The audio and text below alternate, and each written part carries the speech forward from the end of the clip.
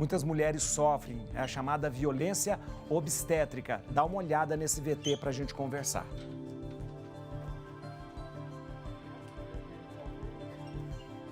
Espera aí que o VT... Espera aí, tá dando um... Mas a violência obstétrica, gente, é um assunto muito sério da gente falar e é importante a gente falar. E poucas vezes a gente toca nesse assunto e poucas vezes a gente consegue ter até tempo da gente falar. É importante. Dá uma olhada agora nesse VT.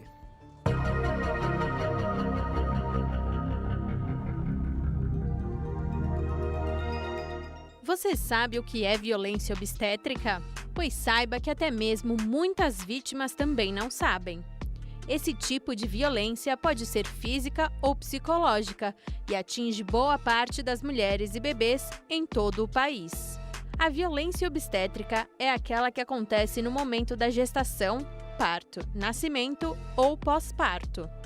A busca pela definição do significado de violência obstétrica é importante para que seja encontrado um equilíbrio entre as expectativas da mãe, o serviço oferecido e a necessidade médica que possa surgir. O uso deste termo é importante para garantir que as mulheres possam exercitar seus direitos no momento em que buscam serviços de maternidade. E a sua definição clara é importante para que não haja nenhum impacto negativo na prática da medicina. No dia 17 de setembro de 2019, foi lançada no Diário Oficial da União a Resolução número 2232, de autoria do Conselho Federal de Medicina. Essa resolução trata da recusa terapêutica, ou seja, o direito de um paciente recusar práticas sugeridas por seu médico. O assunto é polêmico e divide opiniões. Começa agora o nosso Papo Reto. Gente, olha que assunto mais sério, mais importante da gente trazer e conversar. Muitas informações eu não sabia também, e nem tinha familiaridade com esse termo chamado violência obstétrica. Para isso, para nos ajudar a refletir, a conversar, eu vou conversar hoje com a Ana Cristina Duarte. A Ana Cristina Duarte é obstetriz, ela é coordenadora do Coletivo Nascer. Gente, a Ana Cristina ela é obstetriz, coordenadora do Coletivo Nascer, que é um grupo de médicas obstetras e obstetrizes que tem por objetivo atender partos hospitalares humanizados aqui em São Paulo. Também ela é coordenadora e idealizadora do CIAParto, Simpósio Internacional de Assistência ao Parto. Também ela, além disso tudo, ela é bióloga, ativista pelos direitos da maternidade. Olha que trabalho maravilhoso. Também coordenadora do GAMA, que é o Grupo de Apoio à Maternidade Ativa, e doulas do Brasil. Até quero conversar com ela sobre essa questão das doulas, que é muito importante. E também é coautora do livro Parto Normal ou Cesárea? O que toda mulher deve saber e todo homem também. Eu converso agora com a Ana Cristina Duarte. Ana Cristina, boa tarde, muito obrigado por estar conosco. Agradeço imensamente a sua presença aqui. Fico muito lisonjeado por nos ajudar a refletir e pensar. Boa tarde. Boa tarde, eu que agradeço esse espaço muito bacana para a gente discutir esse tema que afeta tantas mulheres, bebês, e não é só no Brasil, é no mundo todo. E eu fico muito feliz de ter a oportunidade de falar sobre isso. Sabe que eu fiquei até um pouco surpreso, porque eu não sabia nem desse termo sobre violência obstétrica, né? O que é considerado uma violência obstétrica, Ana? Já é bem complicado a gente fazer essa definição. Sim. É muito complicado porque ela é complexa e ela tem vários determinantes. A primeira coisa é a gente tratar do segundo nome aí, que é o obstétrica. Obstétrica quer dizer que é referente a qualquer momento da gestação, parto e pós-parto dessa mulher. Então, a violência obstétrica, ela pode ser praticada por outras pessoas além do médico. Sim. Uma enfermeira, uma técnica de enfermagem, o anestesista, o pediatra, enfim. Qualquer pessoa que esteja envolvida, qualquer profissional envolvido com a assistência obstétrica pode, eventualmente, estar praticando um ato de violência obstétrica. Então, ela não é exclusiva dos médicos, mas ela tem a ver com o momento em que a mulher está grávida e que ela vai ter bebê, e principalmente, mais a gente vê isso no momento do parto mesmo, né? A violência, a definição de violência por si, ela é muito complexa Eu vou fazer um exercício aqui de propor trocar o nome por abuso e maltrato.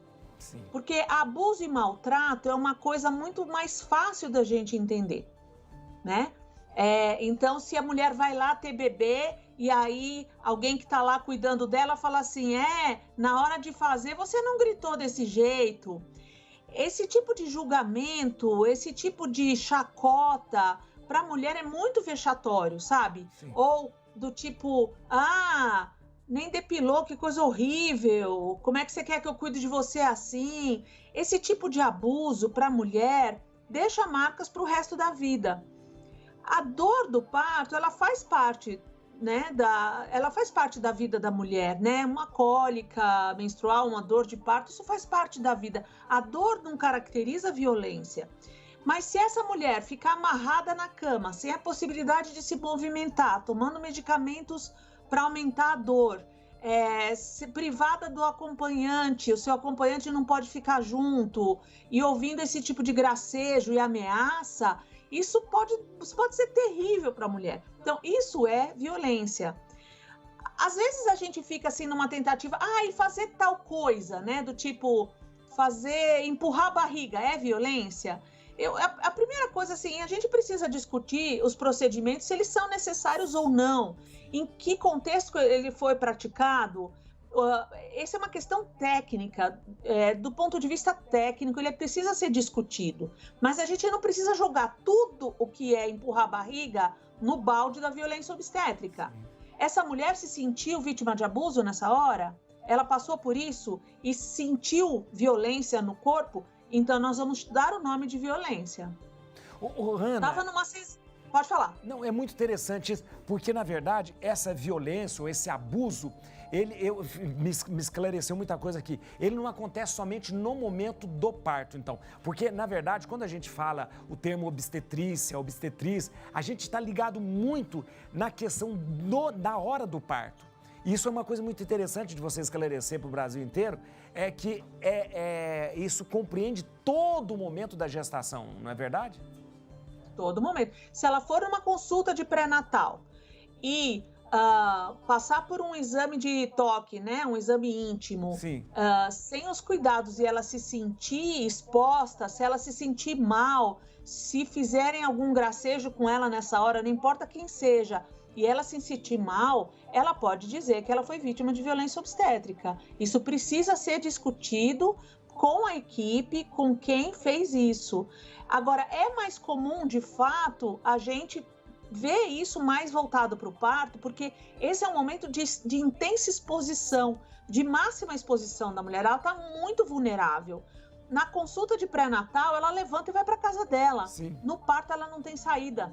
Então, essa sensação de violência é muito maior dentro do momento do parto. Se você pega, por exemplo, um hospital-escola, tem lá todo mundo treinando, residente treinando, enfermeira treinando, 2, 3, 4 pessoas fazendo exame íntimo dessa mulher. É muita violência, é muito traumatizante, é muito angustiante. É isso, eu acho que a maior parte, 90% das sensações de violência vem na hora do parto mesmo. Ana, deixa eu te perguntar uma coisa. Eu vou perguntar para você, vou lhe dar um recado, mas só para você me esclarecer.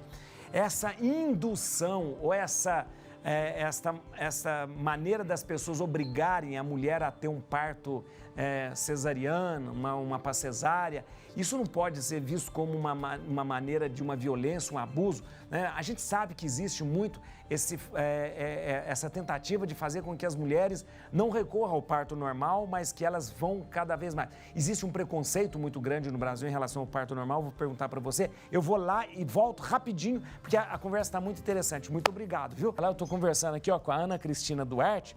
Ana Cristina Duarte é obstetriz, coordenadora do coletivo Nascer, faz um trabalho maravilhoso mesmo, no que diz respeito a partos hospitalares humanizados. Olha que interessante, é biólogo, ativista pelos direitos da maternidade, que coisa linda, coordenadora do Gama, Grupo de Apoio à Maternidade Ativa e Doulas do Brasil. Eu perguntei, Ana Cristina, esse tipo de procedimento que faz com que a pessoa seja praticamente coagida a fazer uma cesárea, pode ser considerado abuso ou violência?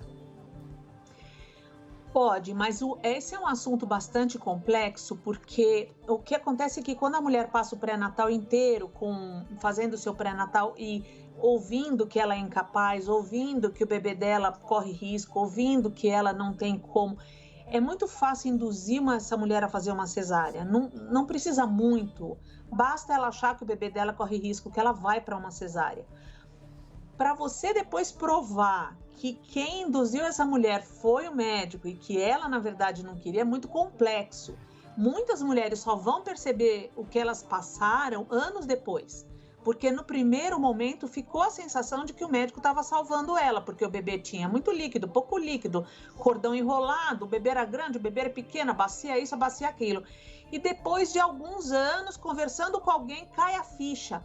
Então, que ela foi vítima de uma violência obstétrica, eu não tenho dúvida, porque ela passou por uma lesão corporal importante, que é a corte do corpo dela, o corte da barriga. Algumas mulheres ficam com dor durante anos e algumas para o resto da vida, com as adesões e com as aderências dentro do corpo, mas ela só vai entender essa violência lá na frente. Ela é uma violência muito sutil e muito difícil de ser caracterizada. Mas ela existe e no Brasil existe muito. Ana, o que é o parto humanizado? Quando a gente fala de parto humanizado, o que é este parto? Você fala até de parto hospitalar humanizado. O parto humanizado, o que é realmente? Eu gosto muito dessa pergunta porque ela dá uma chance para a gente desmistificar um pouco, né? Eu gosto muito de trocar as palavras para dar um sentido melhor. Então, eu chamo de parto humanizado, eu chamo de parto com respeito. Sim. Então, a base da assistência humanizada é a assistência com respeito. Respeito à mulher, respeito ao bebê, respeito à família, respeito ao momento deles, respeito à fisiologia do nascimento, não ficar apressando porque tá na hora da novela e você quer ir para casa, não romper bolsa porque você quer que nasça mais rápido para você poder assumir lá o outro caso. Enfim, é quando você se dedica àquele caso, àquela mulher, aquilo que está acontecendo com ela, com muito carinho, com muita atenção e com muito detalhamento técnico. Então, um parto humanizado, ele pode ser no hospital, ele pode ser numa casa de parto, ele pode ser na casa da mulher. O parto humanizado, ele pode terminar numa cesariana, bem indicada, respeitosa, com esse bebê colocado no colo da mulher logo que ele nasce, com a chance de amamentar esse bebê na sala de parto ainda, depois da cesárea. Então, nem é a via de parto que determina se o parto vai ser humanizado, mas sim o tratamento que essa mulher recebe. Sim. E isso sob todos os aspectos, não é só chamar de mãezinha, né? Não é só descobrir qual é o nome dela e falar o nome dela repetidas vezes. É você, de fato, estar focada no melhor cuidado para aquela família. Isso é o parto humanizado e, portanto, vale eventualmente ter que induzir o parto, vale eventualmente ter que fazer uma cesariana marcada, porque essa placenta está mal localizada e ela está correndo risco se ela não fizer uma cesárea. E assim vai, quer dizer, pode ser um parto natural na banheira, pode ser um parto no chuveiro, pode ser um parto na cama. Tudo isso entra dentro do grande menu do parto humanizado. O que tem em comum em todas essas opções é o respeito. Eu achei muito interessante, porque quando a gente fala de parto humanizado, existe uma figura maravilhosa. Eu sempre gostei dessa figura e sei que há uma polêmica em torno dessa presença também, das doulas. As doulas. As doulas é um procedimento antiquíssimo que existia, tanto é que entre os árabes é muito comum a doula. O nome doula é um nome árabe, né? Então, a presença da doula não transforma esse parto num parto humanizado? A presença da doula muda muita coisa, porque a doula é uma cuidadora. Sabe quando você tem um idoso que está internado e você contrata um cuidador de idoso para cuidar? Ou quando você tem uma criança com necessidades especiais, ela tem uma cuidadora que está com ela na escola, focada nas necessidades dessa criança ou daquele idoso. A doula é a cuidadora da mulher. É uma pessoa que está focada nas necessidades daquela mulher durante toda a assistência. Mas ela não é um profissional técnico. Então, eventualmente, um parto que tenha uma doula, mas que a equipe lá não está colaborando e está indicando uma cesariana para poder ir para o casamento do colega, não foi um parto humanizado. Ela passou por uma cesariana desnecessária e a doula não pode fazer nada, porque a doula não tem como falar assim, essa cesariana não está indicada. Ela pode desconfiar, mas ela não é técnica para falar isso. Agora, eu não consigo imaginar hoje um parto humanizado sem a presença da doula ou o correspondente da doula, né? Uma obstetriz que está lá fazendo exclusivamente o cuidado dessa mulher. E isso sempre existiu na história da humanidade, as mulheres que cuidam de mulheres, né? E mesmo dentro do cristianismo, a gente tem inúmeros exemplos de como isso se dava, como isso acontecia, de como as mulheres sempre se apoiaram, como elas sempre formaram clãs e grupos e se apoiaram em todas as situações de ter um filho, de perder um filho, de perder um companheiro ou de se casar, ou enfim, tudo era modulado por esse grupo de mulheres. E a gente não tem mais isso. A doula veio justamente suprir esse espaço. Muito bom. Última pergunta que eu tenho que fazer, eu preciso saber, porque a conversa com você está muito boa, mas eu quero perguntar, quando a pessoa sente que foi violentada ou abusada obstetricamente, ou seja, qual o caminho? Existe um caminho, existe uma maneira de buscar uma reparação disso ou uma denúncia disso? Existe? Existe sim. Eu não sou a pessoa que fala para todo mundo processar todo mundo. Sim. Eu não gosto da ideia de processar. Sim. Eu gosto da ideia de reparação, como você muito bem colocou. Eu acho que todas as pessoas têm direito à reparação. E o caminho disso é entrar em contato com a instituição ou com a pessoa que causou aquele mal-estar. Então começa por uma busca de um diálogo. E muitas vezes isso vem através de uma carta, onde a pessoa conta exatamente como ela se sentiu. Eu já participei de vários momentos de conversas de mulheres que se sentiram assim ou assado e que foi muito bom para todo mundo. Então, essa é a minha proposta. Se você se sentiu assim, vá conversar na instituição, mande uma carta, procura os canais de comunicação dentro da instituição. Eu já vi enormes mudanças acontecendo por causa de uma simples carta. Muito bom. E eu tenho essa conscientização que vocês fazem, que de repente a gente acaba fazendo, isso é muito importante. Eu quero dar os contatos, se me permite então dar o contato seu aqui, ó, da Ana Cristina Duarte, obstetriz e coordenadora do Coletivo Nascer. O telefone dela é operadora 11 9 9806 7090. 99806 7090. Olha, gente, o e-mail é coletivonascer@gmail.com. Pode entrar em contato. E no Instagram, siga lá no Instagram, gente, @coletivonascer. Você aí que está grávida, você aí que de repente quer se colocar como alguém que ajuda as outras mulheres também nesse momento, @coletivonascer. Muito obrigado, Ana Cristina Duarte, foi muito bom mesmo a nossa conversa, muito proveitosa mesmo. Muito obrigado, viu? Eu que agradeço, obrigada pela oportunidade.